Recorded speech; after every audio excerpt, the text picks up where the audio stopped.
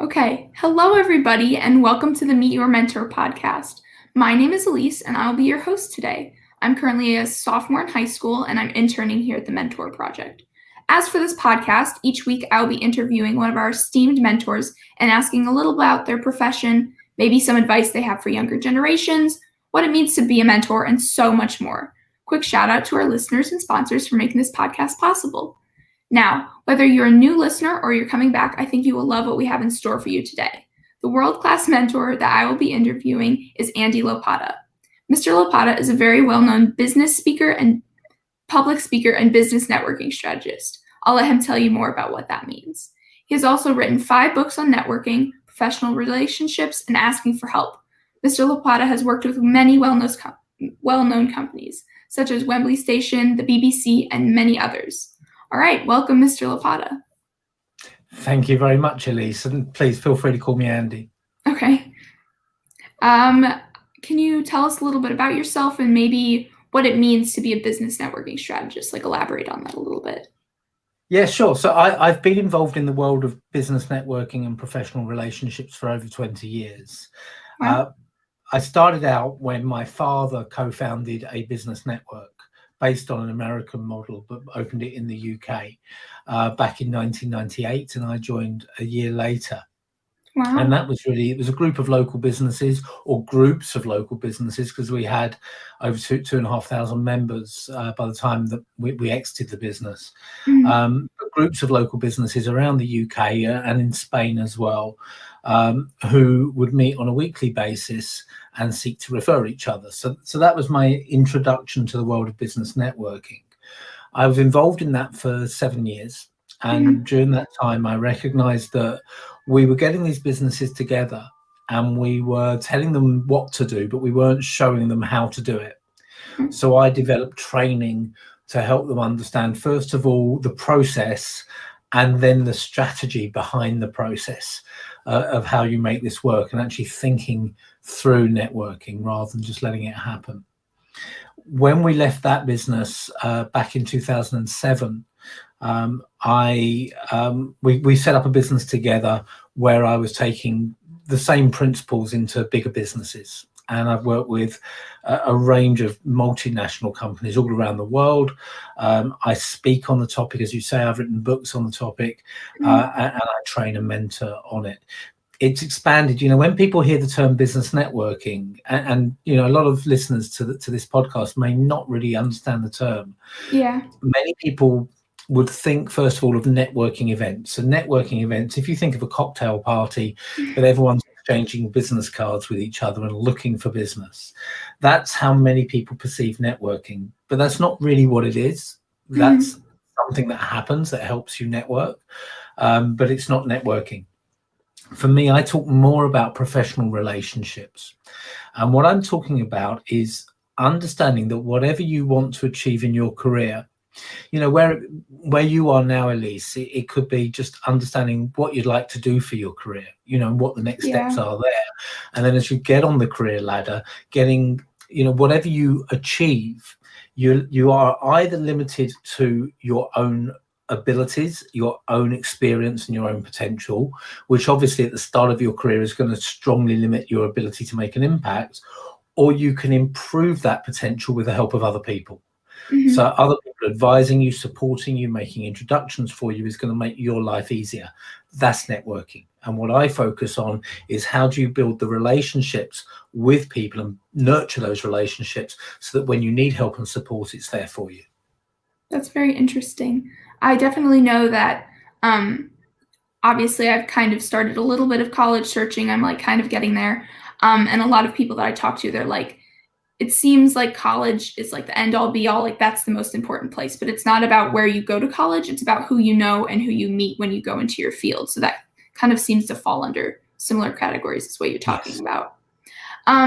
What are some skills that you like have found that make you a really good like networker or public speaker and things like that? Interesting question. I think the number one skill, and I would put this for both of those, under both of those labels, and it's probably one of the most important skills you can take into your career, whatever you choose to do, is the ability to listen to other people. to not make it all about yourself, and just stop and listen and understand where other people are coming from and what their agenda is before you bring your agenda to the front. Mhm. Uh, so that would be the number one skill. And, you know, to use the two terms that you just mentioned, as a networker, um, and again, for both of them, Dale Carnegie wrote a famous book in the 1930s, I think, called How to Win Friends and Influence People. And you'll hear lots of sayings over the course of your career that are attributed to Dale Carnegie. And one of them, this is a slight paraphrase of it, but it's the sweetest sound to any man is the sound of his own name. And what we tend to do when we're building relationships, and speakers are the same, when we're talking, we talk about ourselves and from our own agenda and what we want to achieve. And we need to stop and understand what the other person is interested in and what they want to achieve. So opening a conversation, even when you're speaking, it can be a conversation. You know, I'll have a briefing meeting with my clients before any talk and try and understand the audience and where they're at, what they want to achieve, what they need to hear from me, rather than deliver the same talk every time. So I would say across both and across everything you do, listening to others, taking yourself out of the equation and trying to tailor what you say, what you do, to the impact it has on others and what you want them to think, feel, say, or do as a result of your actions would be number one for me. Yeah, that's definitely something that I've thought a lot about also in working towards this podcast and like preparing questions and things. I've been like, okay, now I'm not going to have all the questions prepared. I kind of have to listen and just see where the conversation kind of goes, you know? So I that's a skill that I have to work on and hone a little bit as well. So I know that you said that your father started a company, but is that like kind of the first moment where you were kind of like, oh, this is what I want to go into, or did you kind of have an idea before that point? I was raised in a family, middle class family. You don't really have the term middle class in America, do you? It's or we have Kind a of. different definition of it in the UK. Okay. We've got more of a class-based system in the UK, Yeah. but what we would term a middle-class family. So you know, not wealthy, but not poor. You know, Yeah. doing fairly well. You know, my parents owned their own business, and you know, my mum was a teacher at one stage. My dad was a manager in a well-known chain of department stores. You know, we were fairly well positioned. Hmm. And sort of the expectation was back then that I would become a lawyer or accountant. And I chose accountancy. I have Hmm. no recollection as to why. I worked 2 summers, probably, you know, similar age to you are now, still in what you would call high school, Yeah. in the last 2 years before university. And I worked 2 summers working for my cousin's accountancy firm, and I was really bored. And I put it down to me being the office junior, you know, Hmm. the work experience kid. But then I looked at what the partners were doing, and they were doing the same work that was boring me. So, you know, that's not to denigrate accountants. It just wasn't the fit for me. Yeah. So at the time, you could get any job with any degree. So I changed my degree, which I'd been accepted at a good university for accountancy.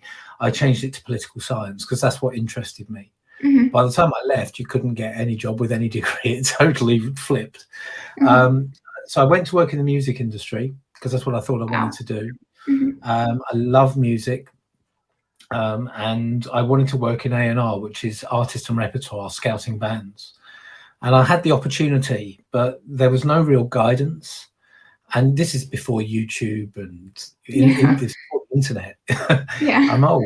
And there was a time before the internet, and we used Hmm. to have music papers in the UK, Melody Maker and NME, and I would pick up Melody Maker and NME each Hmm. week and say, who should I go and see? But I'm looking for unscouted, unsigned bands, Yeah. and you didn't have the internet to search that. I had no Yeah. guidance in doing it. And then I'd see Iggy Pop was playing or the Ramones were playing. I go, well, I want to go and see them when I know I'll Yeah. enjoy it. So I Yeah. sort of jumped out of that. And in my 20s, I bounced every 2 years, I changed job. And I Hmm. traveled for 15 months, which I recommend to everyone. Go and Yeah. backpack, go and see the world. It just changes your your perspective and your perception of the world and the way we interact and engage with people. Mhm. Um, and I just think it changes you as a person for the better.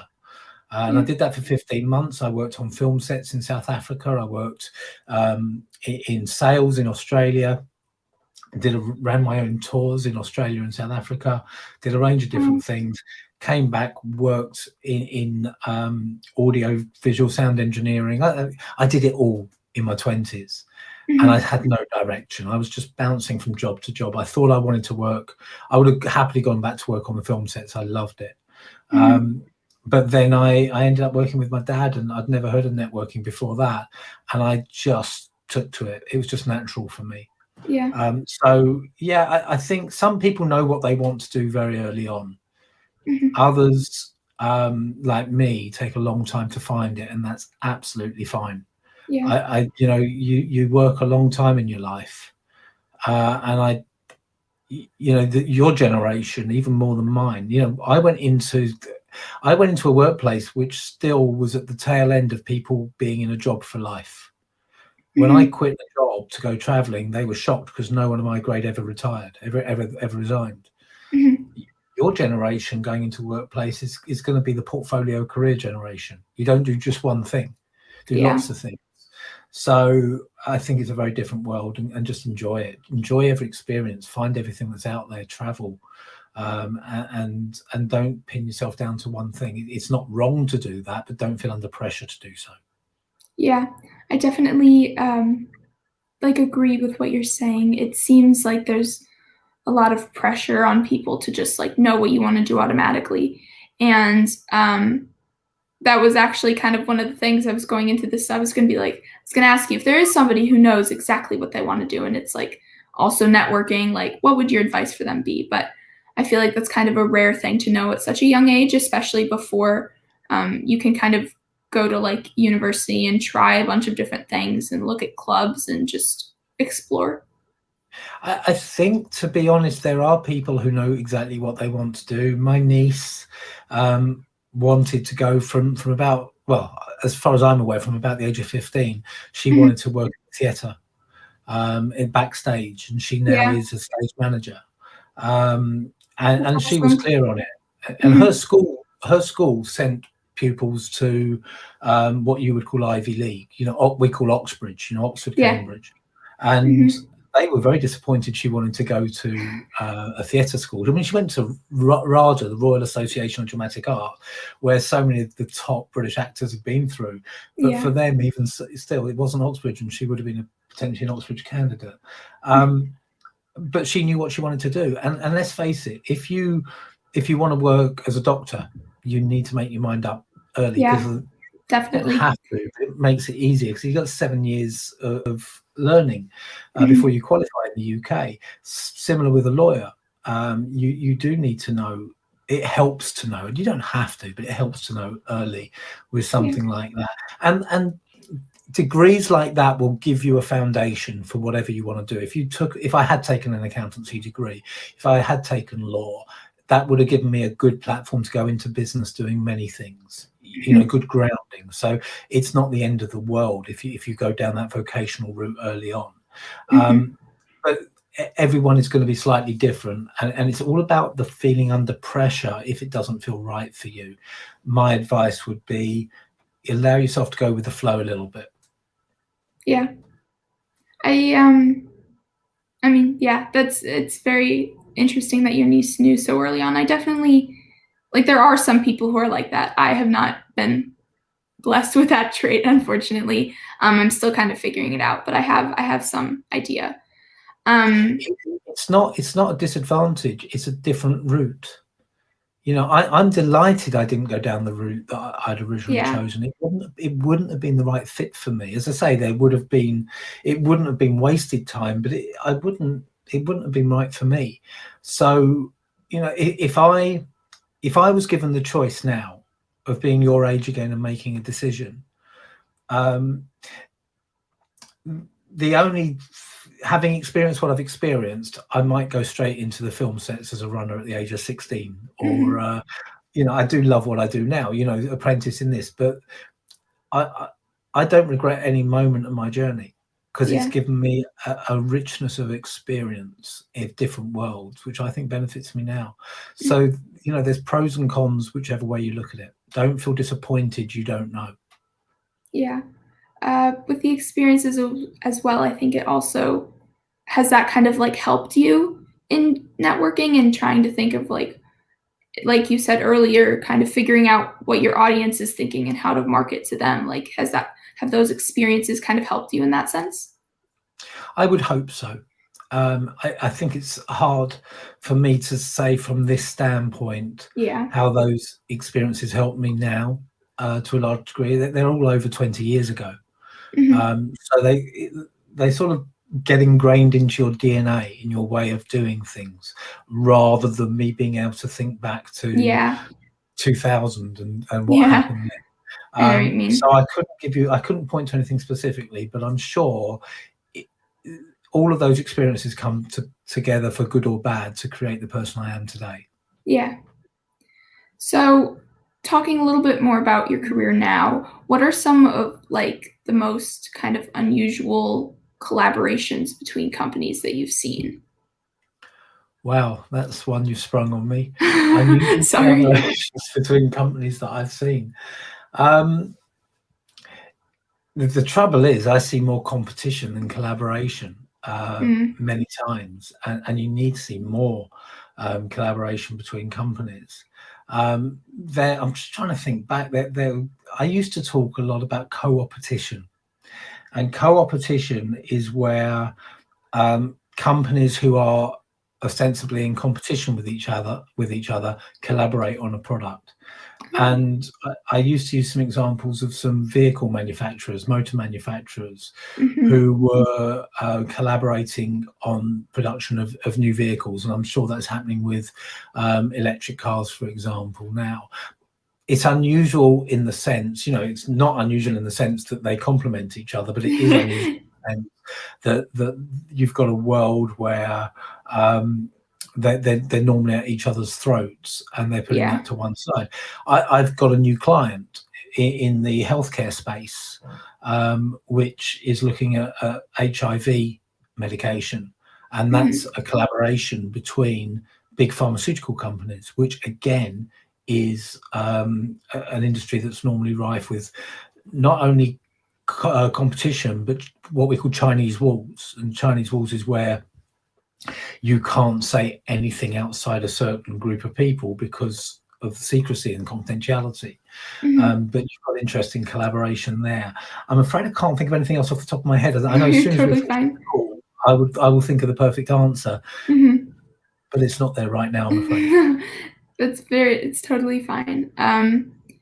I can so we're getting a bit short on time, and one of the more important things that I wanted to ask you in terms of working with the mentor project is what does it mean to you to be a mentor, and like how are you helping the younger generations going into networking since it's a whole It different like field than what you started with? Yeah, it means a lot. A lot of my work over the years is has been with people who feel that they know a lot of this already. I mean, I'm speaking in the past a little bit because I think I've hit a rich seam at the moment where I'm working with people who really appreciate what I do. Mhm. Maybe I've upped my game. I don't know. But I'm getting really sort of positive engagement with everyone I work with. That's not always been the case. And when I've worked with people who at the start of their career, an appetite for learning, particularly when they've chosen to be in that space. Mhm. And someone like me, I have to live. I have to pay my mortgage, but I Yeah. didn't choose this route for the financial reward. That would have been a very stupid choice. I chose this route because I'm passionate about it, and that passion comes from making an impact on people. And really helping someone. And when you help someone who's at the beginning of their career who really wants to know, or even before the beginning of their career, who really wants to know the way forward, then that's very rewarding in itself. I don't do a huge amount of work with people of school age at the moment. I've talked in schools. I've given talks at universities as well over the years, but they've not been a huge part of what I do. Mhm. Um, and we're talking with the Mentor Project about what we can do to provide a program that can can go into schools, giving support to people your age in terms of how you put that network together. And that's time I'm happy to dedicate, because the reward comes in helping people as they push forward in their career. Mm-hmm. But the reward comes from people who want to learn. The reward Yeah. comes from people who implement what you talk about, and the reward comes from people who tell you how you've impacted them. Not on the day. That's lovely. You'll Yeah. find that, whenever you, I'm sure it'd be like this, what you're doing now with the podcast. Whenever you do something that's slightly outside your comfort zone, or you deliver a presentation or anything like that, you want the applause. You want the feedback in the moment that you've done a good Mm-hmm. job. But what makes a real difference is when someone turns around to you 6 months later or Yeah. 2 years later. I had a LinkedIn connection request this week from someone who said she's been following my work since 2 talks I gave last year. Wow. And I hadn't been aware of that. And she said how helpful they've been. That means more, because you're not just making an impact in the moment and then it's being forgotten, but it's actually stayed with someone, and that's more important. Mm-hmm. It's kind of the long-lasting advice that really impacts a person's life. Mm-hmm. Definitely. Yeah. All right. I think we're just about out of time, but this has been so much fun. Thank you so much. And to you, of course, Andy. And thank you to everyone who's listening. I hope you all found that very exciting. To anyone who's listening, if you want to learn more about Andy or the Mentor Project and what we do as a whole, feel free to go to mentorproject.org to learn more about us. Once again, thank you to all our listeners and sponsors for making this podcast possible. I hope to see you all back here next week.